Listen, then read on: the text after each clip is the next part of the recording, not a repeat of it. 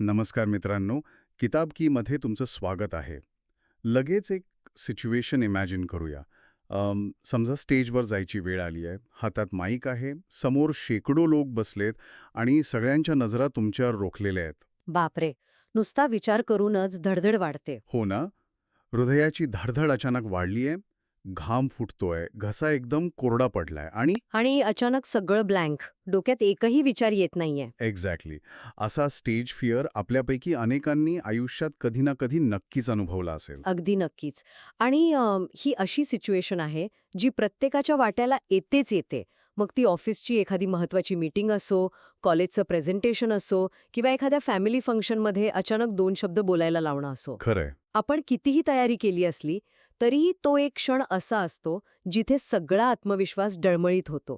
पण हे असं का होतं याचा आपण कधी विचार केलाय का? आणि म्हणूनच आजच्या या सखोल चर्चेत आपण दी आर्ट ऑफ पब्लिक स्पीकिंग या अत्यंत महत्त्वाच्या सोर्सवर बोलणार आहोत. ही चर्चा म्हणजे कोणतीही बोरिंग समरी नाहीये बरं का. हो, हे खूप प्रॅक्टिकल गाईड असणार आहे. अगदी. आपण रोजच्या जीवनात का घाबरतो, त्या भीतीमागचं नक्की सायन्स काय आहे आणि त्यातून बाहेर पडून एक इफेक्टिव्ह कम्युनिकेटर कसं बनायचं याचा आपण अगदी मुळापासून विचार करणार आहोत. आणि सगळ्यात महत्वाची गोष्ट म्हणजे पब्लिक स्पीकिंग ही काही मशीनसारखी शिकण्याची गोष्ट नाहीये. हे सोर्स मटेरियल खूप स्पष्टपणे सांगतं की कम्युनिकेशन हा सेल्फ डेव्हलपमेंट म्हणजे स्वविकासाचा एक भाग आहे. अच्छा, म्हणजे फक्त टेक्निक्स नाहीत. नाही, अजिबात नाही. पब्लिक स्पीकिंग म्हणजे केवळ शब्दांची फेकाफेक नाहीये, तर तो स्वतःला एक्सप्रेस करण्याचा एक मार्ग आहे. हे ऐकायला भारी वाटतंय, पण थोडं प्रॅक्टिकली विचार करूया. स्टेजवर जाण्याआधी जी भीती वाटते ना, तिथेच सगळे अडकतात. म्हणजे आपण किती पुस्तकं वाचली किंवा कितीही मोटिवेशनल व्हिडिओ बघितले, तरी प्रत्यक्ष स्टेजवर गेल्यावर पाय कापतातच. हो, ते तर होणारच. मग मला सांगा, फक्त विचार करून किंवा थिअरी वाचून स्टेज फिअर जातो का? नाही, अजिबात नाही. आणि त्यामागे खूप मोठं सायकोलॉजिकल कारण आहे. सोर्समध्ये यावर पाण्यात पोहण्याचं खूपच भारी उदाहरण दिलंय. पाण्यात पोहण्याचं म्हणजे कसं? बघा, कुणीही कितीही उत्तम दर्जाचं स्विमिंग कॉस्ट्यूम घालून किनाऱ्यावर उभं राहिलं, पोहण्यावरची हजारो पुस्तकं वाचली, तरी पोहायला शिकण्यासाठी पाण्यात उडी मारावीच लागते. अगदी बरोबर. कारण जोपर्यंत शरीर त्या पाण्याचा प्रत्यक्ष अनुभव घेत नाही, तोपर्यंत ब्रेनला ते समजतच नाही. स्टेजचंही अगदी तसंच आहे. म्हणजे ओलं न होता पोहता येत नाही, तसंच स्टेजवर प्रत्यक्ष उभं राहिल्याशिवाय भीती जात नाही. हो. पण जेव्हा प्रत्यक्ष स्टेजवर जाण्याची वेळ येते, तेव्हा आपलं शरीर एवढं विचित्र का वागतं? म्हणजे नक्की काय होतं? म्हणजे हात थरथरणं, घसा कोरडा पडणं, मेंदू पूर्ण ब्लँक होणं, हे सगळं शारीरिक पातळीवर का होतं? अच्छा, याला आपण बायोलॉजिकल भाषेत फाईट ऑर फ्लाईट रिस्पॉन्स म्हणतो. ओके. उत्क्रांतीच्या काळात जेव्हा हजारो डोळे एकाच वेळी एखाद्या माणसाकडे बघायचे, तेव्हा त्याचा अर्थ असायचा की तो शिकारीच्या किंवा वन्य श्वापदांच्या जाळ्यात अडकलाय. बापरे. म्हणजे जीव धोक्यात आहे असं सिग्नल. हो. आणि आता त्याच्यावर हल्ला होणार आहे असं मेंदूला वाटायचं. आणि आजही जेव्हा आपण स्टेजवर जातो आणि शेकडो लोक आपल्याकडे बघतात, तेव्हा आपला मेंदू तो जुना सिग्नल देतो की बाबा धोका आहे. अरेच्छा. म्हणूनच घसा कोरडा पडतो आणि हार्ट रेट वाढतो तर. अगदी. कारण मेंदू शरीराला सांगत असतो की इथून पळ काढण्यासाठी तयार राहा. यावर सोर्समध्ये एका नवीन घोड्याचं आणि ट्रेनचं अतिशय मार्मिक उदाहरण दिलंय. घोड्याचं आणि ट्रेनचं म्हणजे मानवी भीती आणि घोडा यांचा काय संबंध असू शकतो? सांगते ना. समजा एक नवीन घोडा रेल्वे ट्रॅकच्या जवळ चरत आहे. जेव्हा पहिल्यांदा तिथून ट्रेन भयंकर आवाज करत जाते, तेव्हा काय होईल? तो घोडा साहजिकच घाबरेल, उधळेल. हो, कारण त्याच्यासाठी तो प्रचंड आवाज म्हणजे एक मोठा धोका असतो. पण मग तो शेतकरी काय करतो? तो त्या घोड्याला ट्रेनच्या आवाजापासून दूर सुरक्षित जागी लपवून ठेवतो का? नाही, तसं केलं तर तो घोडा त्या आवाजाला कायमच घाबरलेला राहील. कारण त्याला तो आवाज म्हणजे धोकाच वाटत राहील ना. एक्झॅक्टली. तो शेतकरी त्याला रोज तिथेच चढायला घेऊन जातो. रोज तो ट्रेनचा आवाज ऐकून ऐकून त्या घोड्याला सवय होते. अच्छा, म्हणजे सवय करणं हाच उपाय आहे. हो, याला सायकोलॉजीमध्ये डिसेन्सिटायझेशन किंवा एक्सपोजर थेरपी म्हणतात. एक वेळ अशी येते की ट्रेन कितीही जोरात गेली तरी तो घोडा मान वर करूनही बघत नाही. तो पूर्ण निर्धास्त होतो. वा. माणसांच्या बाबतीतही हाच नियम लागू होतो. वारंवार ऑडियन्स समोर जाणं हीच भीती घालवण्याची आणि मेंदूला इथे कोणताही धोका नाही हे पटवून देण्याची एकमेव प्रॅक्टिकल पद्धत आहे. ही खूपच रिलेटेबल आहे. पण इथे मला एक मोठी अडचण वाटते. घोड्याला फक्त तिथे उभं राहायचंय, त्याला कुठलं भाषण नाही द्यायचंय. हे खरंय. पण माणसांना स्टेजवर जाऊन बोलायचं असतं. जेव्हा हृदयाची धडधड वाढलेली असते आणि मेंदूत पळ काढा हा सिग्नल चालू असतो, तेव्हा मेंदूला फोकस कर असं सांगणं म्हणजे धावत्या ट्रेनला हाताने थांबवण्यासारखं आहे. अगदी बरोबर. अशा वेळी कॉन्फिडन्स कसा मिळवायचा? मेंदूला शांत कसं करायचं? त्यासाठी विषयावरची घट्ट पकड लागते.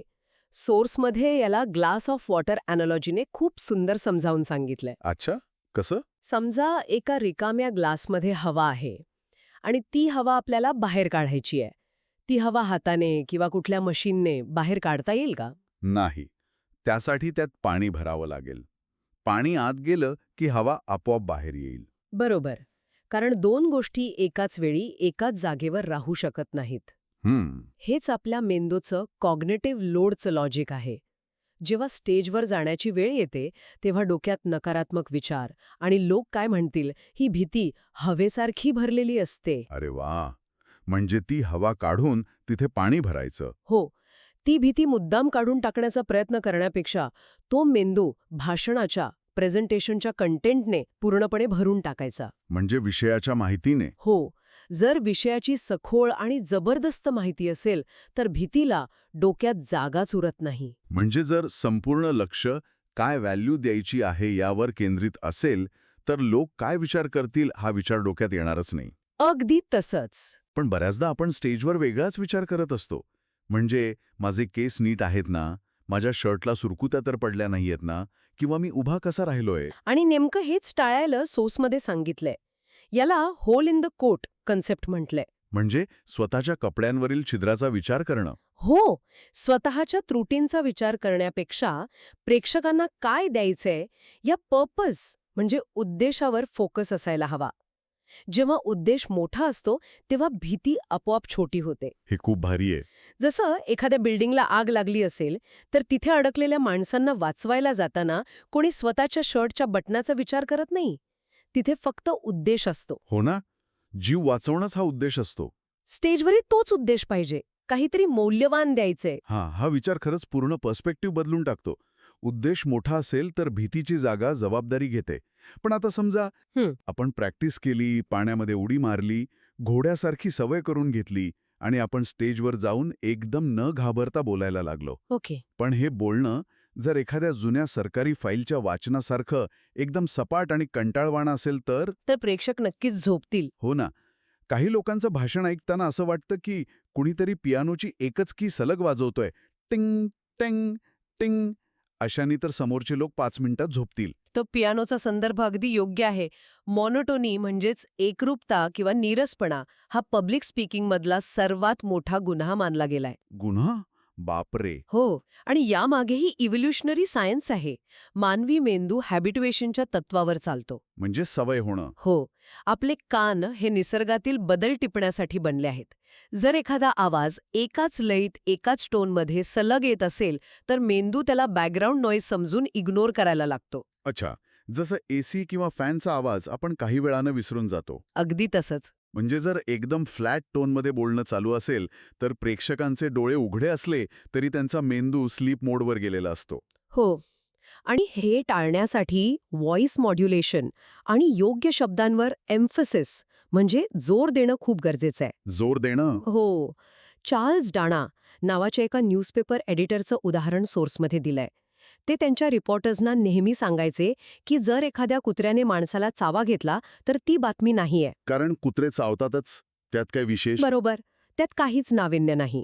पण जर एखाद्या माणसाने कुत्र्याला चावा घेतला तर ती फ्रंट पेज न्यूज आहे. कारण ते अनपेक्षित आहे. हो, मेंदूला जे अनपेक्षित असतं ते लगेच कॅच करण्याची सवय असते. पण मग हे भाषणात कसं वापरायचं? आपण तर कोणाला चावू शकत नाही स्टेजवर. नाही, भाषणात हे शब्दांच्या माध्यमातून वापरायचं. जर प्रत्येक शब्दाला सारखंच महत्त्व दिलं तर ते कंटाळवाणं होतं. जे विचार लोकांच्या मनावर बिंबवायचे आहेत त्या शब्दांवर मुद्दाम जोर द्यायला हवा. म्हणजे आवाजात चढ उतार. हो, याचं एक उत्तम उदाहरण सोर्समध्ये दिलंय एका वाक्याच्या माध्यमातून. ते वाक्य असं आहे, भाग्य संयोग से नहीं मिळता, इसे चुना जाता है. म्हणजे destiny is not a matter of chance, it is a matter of choice. हे वाक्य खूपदा ऐकण्यात येतं. हो, पण जर हे फ्लॅट टोनमध्ये वाचलं तर ते फक्त कॅलेंडरवरचे एक सुविचार वाटतो. खरंय, एकदम कंटाळवाणं. पण जर यातल्या कीवर्ड्सवर जोर दिला, जसं भाग्य, नाही आणि निवड, जर हे वाक्य असं म्हटलं, भाग्य संयोग से नहीं मिळता, इसे चुना जाता है. अरे वा, इथे आपण आवाजाची पातळी बदलली आणि शब्दांना वजन दिलं.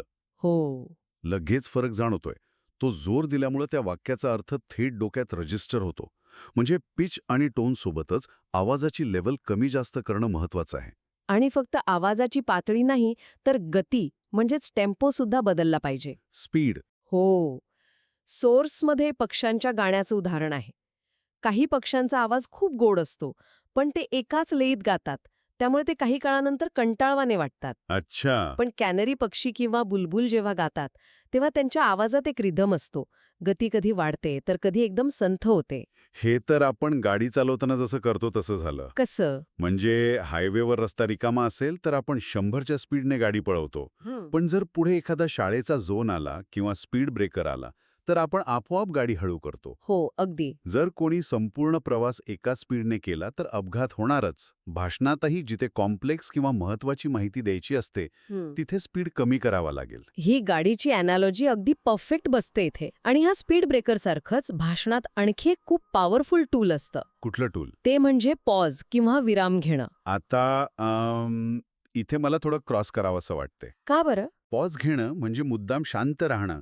पण स्टेजवर असताना जर बोलताना अचानक थांबलो तर प्रेक्षकांना असं वाटू शकतं की आपण मुद्दे विसरलोय किंवा कन्फ्युज्ड आहोत. हां. तो जो ऑकवर्ड सायलन्स तयार होतो ना, तो भयंकर असतो. मला तर पॉज घेणं खूप रिस्की वाटतं. हां, खूप मोठा गैरसमज आहे की शांत राहणं म्हणजे ऑकवर्ड सायलेन्स.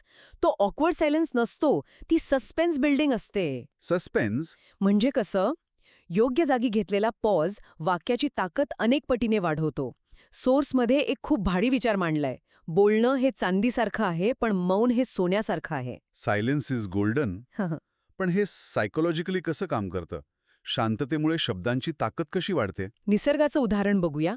जेव्हा खूप जोराचा पाऊस सलग पडतो, तेव्हा काय होतं? पाणी साठतं. हो, पण ते पाणी जमिनीवरून वेगाने वाहून जातं, जमिनीत मुरत नाही. पण जेव्हा पाऊस थोडा वेळ पडतो, थांबतो, मध्ये विश्रांती घेतो, तेव्हा ते पाणी जमिनीत खोलवर मुरतं. अरे वा, किती छान उदाहरण आहे हे. म्हणजे शब्द हे पाण्यासारखे आहेत. जर न थांबता सलग बोलत राहिलं तर प्रेक्षकांच्या कानांवरून ते शब्द नुसते वाहून जातील. एक्झॅक्टली. त्यांना ते प्रोसेस करायला, त्यांच्या मेंदूत मुरण्यासाठी तो वेळ द्यावा लागतो. अगदी बरोबर. जेव्हा एखादा खूप महत्वाचा पॉइंट सांगितला जातो आणि त्यानंतर 2 सेकंद शांतता असते, तेव्हा ती शांतता प्रेक्षकांना विचार करायला भाग पाडते. ते त्या वाक्याचा अर्थ शोधायला लागतात. आणि दुसरी गोष्ट म्हणजे सस्पेन्स. रहस्यकथांमध्ये मजा काय येते? कारण पुढच्या पानावर काय होणार आहे याची उत्सुकता असते. बरोबर. भाषणात पॉज घेतल्यामुळे प्रेक्षकांच्या मनात उत्सुकता निर्माण होते की आता पुढे काय सांगणार आहे. म्हणजे आवाजातील बदल, शब्दांवरचा जोर आणि योग्य ठिकाणी शांत राहणं यामुळे प्रेक्षकांना एका कथेमध्ये खिळवून ठेवता येतं. हो. पण हे सगळं आवाजाबद्दल झालं. जेव्हा शांतता असते किंवा बोलणं चालू असतं तेव्हा आपली बॉडी लँग्वेज काय सांगत असते? हा खूप महत्वाचा मुद्दा आहे. कारण अनेक लोक स्टेजवर लाकडी बावल्यासारखे ताठ उभे राहतात किंवा एकदम विनाकारण रोबोटसारखे हातवारे करतात. ते खूपच विचित्र वाटतं. हो, कारण बॉडी लँग्वेज पूर्णपणे नैसर्गिक असली पाहिजे. सोर्स मटेरियल स्पष्ट करतं की जर जाणीवपूर्वक ठरवून हातवारे केले म्हणजे आर्टिफिशियल जेस्चर्स, तर ते प्रेक्षकांना लगेच समजतं. म्हणजे फेक वाटतं ते. हो, माणसाचा मेंदू अशा बनावट गोष्टी लगेच डिटेक्ट करतो आणि मग प्रेक्षकांचं लक्ष मुद्द्यांवरून हटून हातांच्या हालचालींकडे जातं. म्हणजे आता पॉइंट नंबर 1 सांगेन तेव्हा उजवा हात वर करायचा आणि पॉइंट नंबर 2 ला डावा हात, असं काहीतरी ठरवून जाणं चुकीचं आहे? पूर्णपणे चुकीचं आहे. जसं मित्रांसोबत गप्पा मारताना आपण नैसर्गिकरित्या हात हलवतो, तसंच स्टेजवरही असलं पाहिजे. पण ते नॅचरल कसं येणार? ही नैसर्गिकता तेव्हाच येते जेव्हा आपले मसल्स रिलॅक्स असतात. व्हॉइस आणि मसल्सचं खूप खोल कनेक्शन आहे. अच्छा. ए. म्हणजे शरीर शांत असतं. हो, मसल्स शांत असतात आणि आवाज अगदी सुमधूर आणि स्पष्ट बाहेर पडतो. म्हणजे शरीर जेवढं तणावमुक्त तेवढा आवाज आणि हातवारे नैसर्गिक. पण मला सांगा, ही नैसर्गिकता तेव्हाच येऊ शकते जेव्हा डोक्यात काय बोलायचं याची स्पष्टता असते. बरोबर. जर विषय नीट तयारच केला नसेल तर शरीर कितीही रिलॅक्स ठेवायचा प्रयत्न केला तरी घाम फुटणारच. अगदी. आणि इथूनच आपण पुढच्या अत्यंत महत्वाच्या मुद्द्याकडे येतो, कॉन्टेंट प्रिपरेशन आणि स्पीच स्ट्रक्चर. हो, कारण जर भीती गेली, आवाज सुधारला, पण काय बोलायचं हेच माहीत नसेल तर सगळाच गोंधळ उडेल. मला तर यावर एक सोपा मार्ग वाटतो. कोणता? संपूर्ण भाषण कागदावर लिहायचं आणि शब्दशः पाठ करून जायचं. म्हणजे काहीच विसरण्याची भीती नाही आणि एकदम फ्लुएंटली बोलता येईल. अरे देवा, हा पब्लिक स्पीकिंग मधला सर्वात मोठा आणि धोकादायक ट्रॅप आहे. हो का? पण का? सोर्समध्ये अतिशय कडक शब्दात सांगितलंय की भाषण कधी पाठ करू नका. Never memorise. पण पाठ केले तर चुका होण्याची शक्यता तर कमी होते ना. आपण अगदी अचूक माहिती देऊ शकतो. अचूक माहिती दिली जाईल, पण त्यातून संवाद आणि भावना पूर्णपणे नष्ट होतील. म्हणजे रोबोटिक वाटेल. हो, यामागे मेंदूची कार्यपद्धती समजून घेणं गरजेचं आहे. जेव्हा एखादी गोष्ट शब्दशः पाठ केली जाते, तेव्हा मेंदू रिकॉल मोडमध्ये असतो. ओके. एका ठराविक ट्रॅकवरून चालणं सुरू असतं. जर त्या ट्रॅकमधला एक शब्द जरी विसरला, तर काय होईल? तर पुढचं सगळं वाक्य कोलॅप्स होतं. हो, आणि पूर्ण मेंदू क्रॅश होतो. आणि सगळ्यात महत्त्वाचं म्हणजे पाठ केलेलं बोलताना तिथे प्रेक्षकांशी संवाद नसतो. ते फक्त मेंदूत छापलेला कागद वाचण्यासारखं असतं. म्हणजे डोळे प्रेक्षकांकडे असले तरी लक्ष त्या अदृश्य कागदावर असतं. अगदी तसंच. हे एकदम बरोबर आहे. आपण लहानपणी शाळेत निबंध पाठ करून बोलायचो तसं समोरच्याला लगेच समजतं की हा माणूस पोपटासारखा बोलतोय, यात खरा सोल नसतो. हो. मग यावर उपाय काय? तयारी कशी करायची? उपाय आहे एक्स्टेम्पोरेनियस स्पीकिंग. म्हणजे काय? म्हणजे तात्कालिक बोलणं. पण याचा अर्थ पूर्वतयारी न करता बोलणं असा अजिबात नाहीये बरं का. अच्छा, तयारी तर पाहिजेच. हो, पूर्वतयारी असायला हवी, पण ती शब्दांची नाही तर कन्सेप्ट्सची. ओके. विषय पक्का अभ्यासायचा, महत्वाचे मुद्दे म्हणजे नोट्स काढायचे, पण वाक्य आणि शब्द तिथे स्टेजवर नैसर्गिकरित्या निर्माण होऊ द्यायचे. जेव्हा कन्सेप्ट समजून घेऊन बोललं जातं, तेव्हा मेंदू हजारो शब्दांमधून योग्य शब्द वेचत असतो. ते जिवंत वाटतं, नैसर्गिक वाटतं. म्हणजे तयारी करताना भाषणं लिहून काढायचं नाही, तर त्या विषयाचा सखोल अभ्यास करायचा. हो. आणि सखोल अभ्यास म्हणजे काय? तर जेवढं बोलायचंय त्यापेक्षा खूप जास्त माहिती गोळा केलेली असावी लागते. आपला नॉलेज बेस मोठा असायला हवा. आणि प्रेक्षकांशी खऱ्या अर्थाने कनेक्ट होता येतं. प्रेक्षकांशी कनेक्ट होणं हा खूप कळीचा मुद्दा आहे. कारण आजकाल कुणालाही कोणतीही माहिती हवी असेल तर ते लगेच गुगल करू शकतात. बरोबर. मग ते तुमचं भाषण ऐकायला का बसतील? कारण माणसाला फक्त डेटा किंवा लॉजिक नको असतं. त्याला भावना हव्या असतात, इमोशन्स. मानवी मेंदू डेटापेक्षा स्टोरीजना जास्त लवकर रिस्पॉन्ड करतो. तुम्ही कितीही आकडेवारी दिली, ती दुसऱ्या दिवशी कोणालाही आठवणार नाही. खरंय. पण जर त्या आकडेवारीसोबत एखादी गोष्ट सांगितली, एखादं जिवंत उदाहरण दिलं, तर लोकांच्या मेंदूत न्यूरल कपलिंग होतं. न्यूरल कपलिंग म्हणजे काय? म्हणजे बोलणाऱ्याच्या आणि ऐकणाऱ्याच्या मेंदूच्या लहरी एकसारख्या काम करू लागतात. डोपामाइन रिलीज होतं आणि ते त्या कथेचा एक भाग बनतात. भारी. जसं आपण मगाशी घोड्याचं किंवा पावसातल्या पाण्याचं उदाहरण पाहिलं, ते लगेच लक्षात राहिलं ना? अगदी 100%. कारण त्या उदाहरणामुळे एक चित्र डोळ्यांसमोर उभं राहिलं. हो. म्हणजे प्रेक्षकांच्या भावनांना हात घालणं, त्यांना गोष्टीत सामावून घेणं, हाच त्यांच्याशी कनेक्ट होण्याचा सर्वात प्रभावी मार्ग आहे. नक्कीच. आता जर या संपूर्ण प्रवासाकडे बघितलं तर किती सुंदर लूप तयार होतंय. हो ना. आपण सुरुवात केली ती भीतीपासून, जिथे आपण बघितलं की पोहायला शिकायचं तर पाण्यात उतरावंच लागतं, स्टेजची भीती घालवण्यासाठी स्टेजवर जावंच लागतं. हो. आणि ती भीती कशी कमी करायची?